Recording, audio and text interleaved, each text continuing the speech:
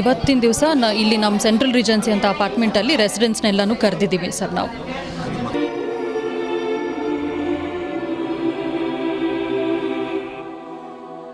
ಇವತ್ತು ಸಂಜೆ ಎಲ್ಲರನ್ನೂ ಕರೆದು ಕುಂಕುಮ ಕೊಟ್ಟು ಊಟ ಇಟ್ಕೊಂಡಿದ್ದೀವಿ ಸರ್.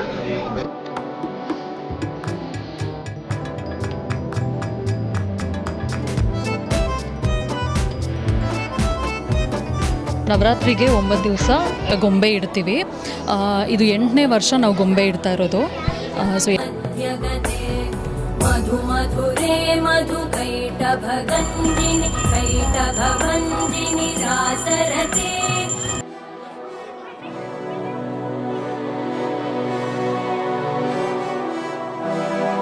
ಚಾರ ಭುಜಾ ಚೌದೀಶ ಚಾರ ಭುಜಾ ಚೌದೀಶ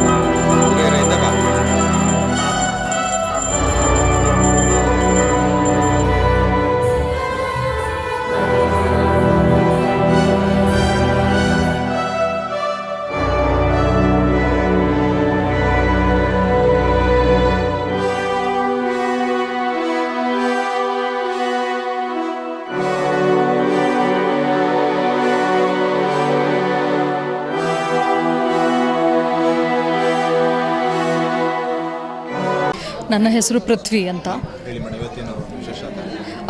ಇವತ್ತು 2ನೇ ದಿವಸ ನವರಾತ್ರಿಗೆ. ನಾವು ನವರಾತ್ರಿಗೆ 9 ದಿವಸ ಗೊಂಬೆ ಇಡ್ತೀವಿ. ಇದು 8ನೇ ವರ್ಷ ನಾವು ಗೊಂಬೆ ಇಡ್ತಾ ಇರೋದು.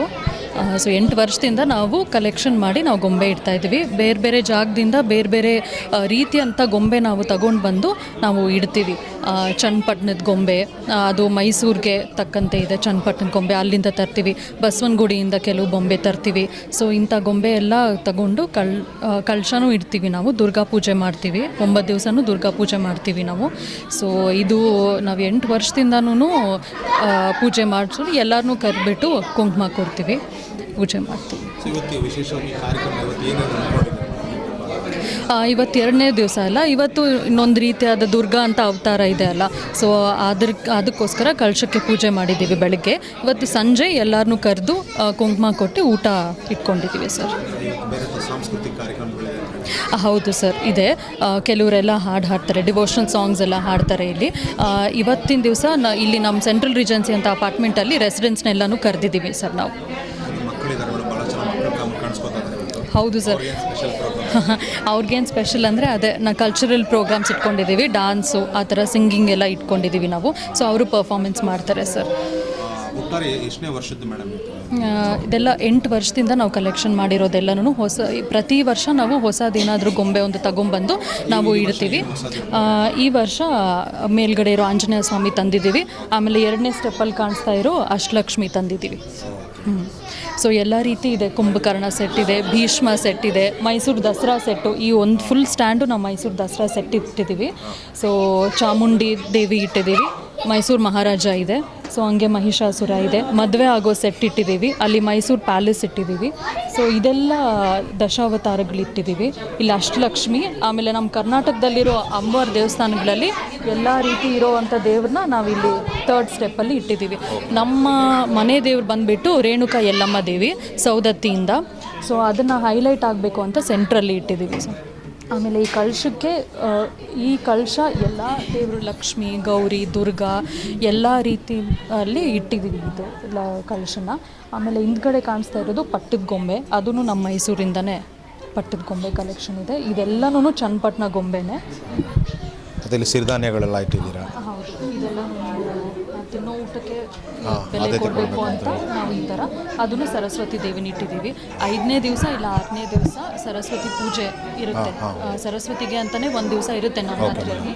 ಸೊ ಅದಕ್ಕೋಸ್ಕರ ಸರಸ್ವತಿ ದೇವಿ ಆಮೇಲೆ ಈ ಭಾಗದಲ್ಲಿ ಭಾಳಷ್ಟು ಕಲೆಕ್ಷನ್ಸ್ ಇದೆ ಅಂದರೆ ಈ ಭಾಗದಲ್ಲಿ ಕೃಷ್ಣ ಆಮೇಲೆ ರುಕ್ಮಿಣಿಗಳು ಆ ಥರ ಇಟ್ಟಿದ್ದೀವಿ.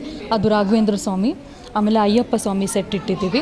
ಕೆಳಗಡೆ ಬಂದರೆ ನಮ್ಮ ರಾವಣ ದರ್ಬಾರ್ ಕಾಣಿಸುತ್ತೆ ನಿಮಗೆ, ಅಲ್ಲಿ ಒಂದು ಭೀಷ್ಮ ಸೆಟ್ ಇದೆ. ಆಮೇಲೆ ಈ ಕಡೆ ಕುಂಭಕರ್ಣ ಆ ಥರ ಇಟ್ಟಿದ್ದೀವಿ ಸರ್. ಸೊ ಒಟ್ಟಾರೆ ಬಹಳ ವಿಶೇಷವಾಗಿ ಈ ಒಂದು ಭಾಗದಲ್ಲಿ ಹೌದು ಸರ್, ಹೌದು. ಮೇಯ್ನ್ ಅಂದರೆ ನಮ್ಮ ಅತ್ತೆ ಅವರ ತವ್ರ ಮನೆಯಲ್ಲಿ ಅವರು ಇಡ್ತಾಯಿದ್ರು, ಅವ್ರ ತಾಯಿ ಇಡ್ತಾಯಿದ್ರು ಸುಮಾರು ವರ್ಷದಿಂದ. ಸೊ ಅವರಿಂದನೂ ಕ್ಯಾರಿ ಫಾರ್ವರ್ಡ್ ಮಾಡಿದ್ದೀವಿ. ಪ್ಲಸ್ ನಮ್ಮ ತಾಯಿನೂ ಇಡ್ತಾರೆ. ಸೊ ಅವ್ರದ್ದು ಆಲ್ಮೋಸ್ಟ್ 12 ಇಯರ್ಸಿಂದ ಇಡ್ತಾ ಇದ್ದಾರೆ ಅವ್ರು ಕೂಡ. ಸೊ ಅವರಿಂದ ನಾನು ಮತ್ತು ನಮ್ಮ ಮಾವಾಗೆ ತುಂಬ ಇಂಟ್ರೆಸ್ಟ್ ಇತ್ತು. ಸೊ ನಾವಿಬ್ಬರು ಸೇರಿಕೊಂಡು ಈ ಥರ ಇಡಬೇಕು ಅಂತ ನಾವು ಇದು ಮಾಡಿದ್ದೇವೆ.